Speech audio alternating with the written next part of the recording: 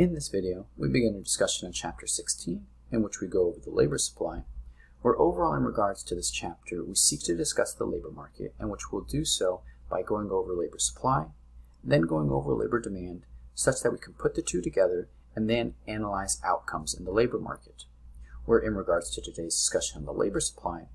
we will begin this discussion by setting up some preliminaries in order to then revisit our consumer problem and then conclude by discussing the labor supply. We're beginning with the preliminaries. Up until now, we primarily have concerned ourselves with product markets, where we examined product demand, product supply, equilibrium in product markets with varying structures, as well as government intervention in which market failure existed due to a particular market structure or due to the presence of external costs. Well, product markets are not the only class of markets that we can examine with the tools that we have developed. Factor markets also exist in which the factors of production such as labor and capital are traded, where we can use our tools to analyze such classes of markets, where for now our attention will be turned on the labor market, where in order to examine labor markets, we will need to develop our twin forces of labor supply and labor demand in order to determine the quantity of labor as well as its corresponding price. To do so, we will briefly revisit our consumer problem as well as our firm problem,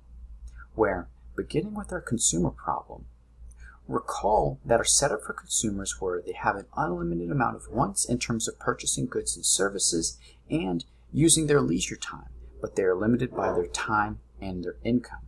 where overall consumers will demand goods and services, which we spent a majority of this course exploring, and they also supply labor, which is now what we will focus our attention on. And in terms of formally stating the consumer problem, recall that this is to maximize utility subject to the budget constraints, where in our discussion of consumer choice, we examined the consumer problem in order to explain how consumers use their resource of income to purchase goods and services. Our result was product demand, where product demand is only one result from the consumer problem, which we have below, in which price is on the vertical axis, quantity of a particular good is on the horizontal axis, and we saw and derived the inverse relationship between the price of a good and quantity demanded of a good. Well, in addition to income as a scarce resource to consumers, consumers also have to consider how to use their time, where time is also a scarce resource to consumers, where, to see this, consider that there's only 24 hours in a day, such that a consumer must choose how to allocate their 24 hours each day to tasks such as sleeping, going to work, engaging in their hobbies, and hanging out with their family. But for simplicity, we'll break up how time is used for consumers in terms of the choices of labor and leisure, where we will define labor as working for a wage rate, whereas leisure will be all other activities that are not labor,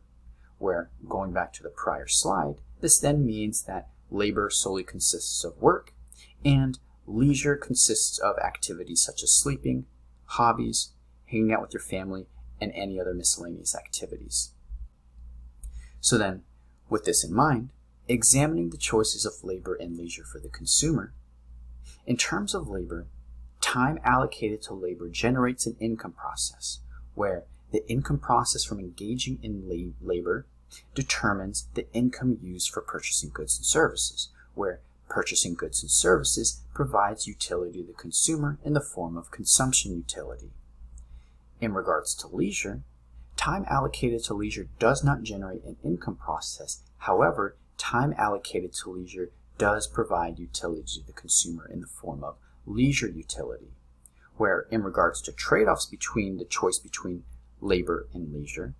the trade-off made for a consumer engaging in labor time is foregone utility from leisure,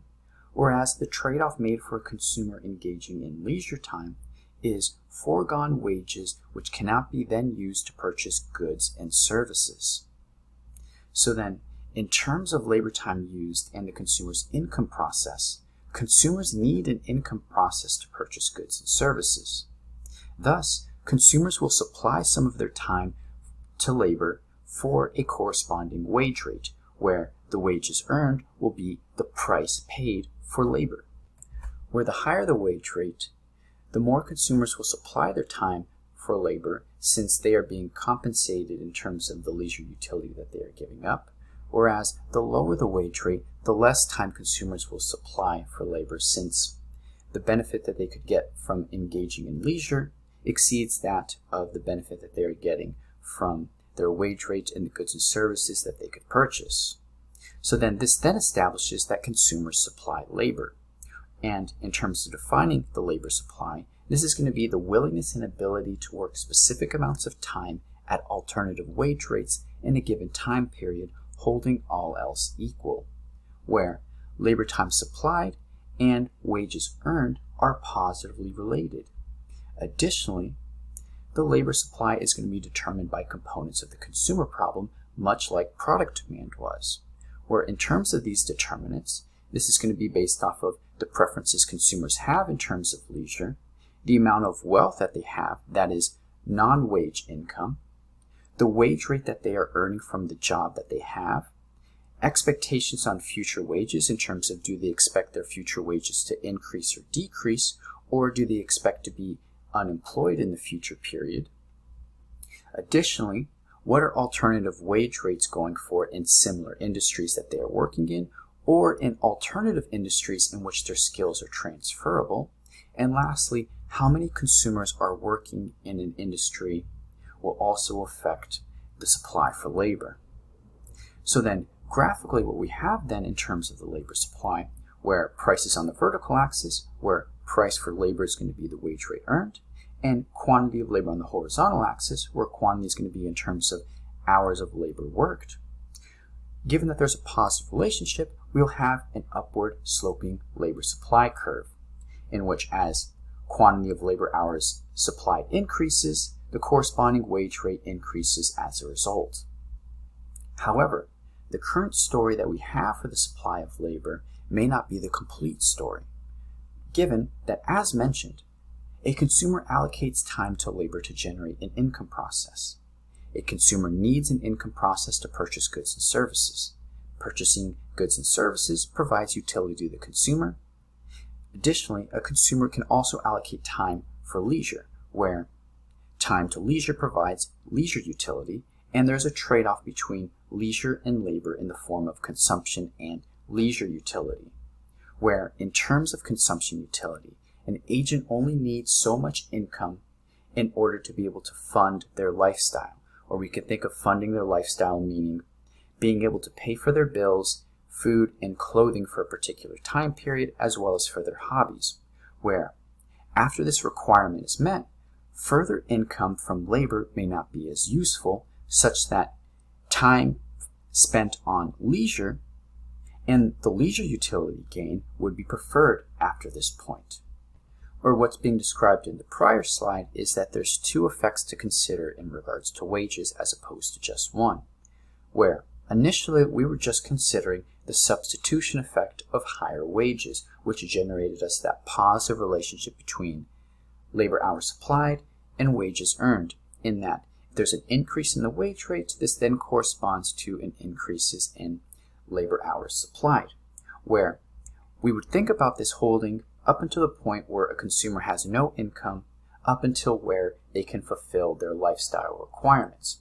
given that they need an income process and they need just enough income to be able to fulfill their lifestyle requirements. Whereas after those lifestyle requirements are fulfilled, they then get more utility from engaging their time in leisure as opposed to working more and generating an income process to get more consumption utility.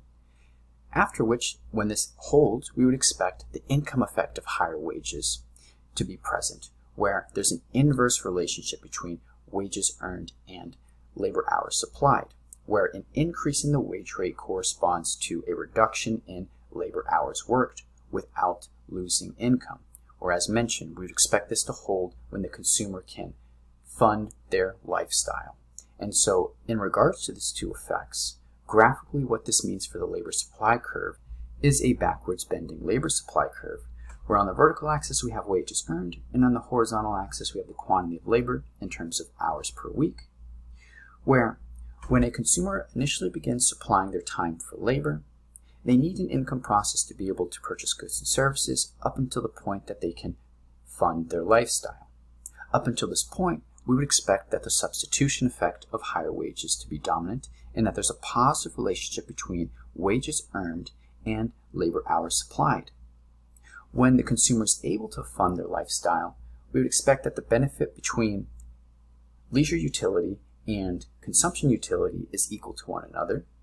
And after this point, should the consumer be able to generate additional income, the benefit that they get from consumption utility is not as high as the benefit that they get from leisure utility, such that they then begin reducing their labor hours work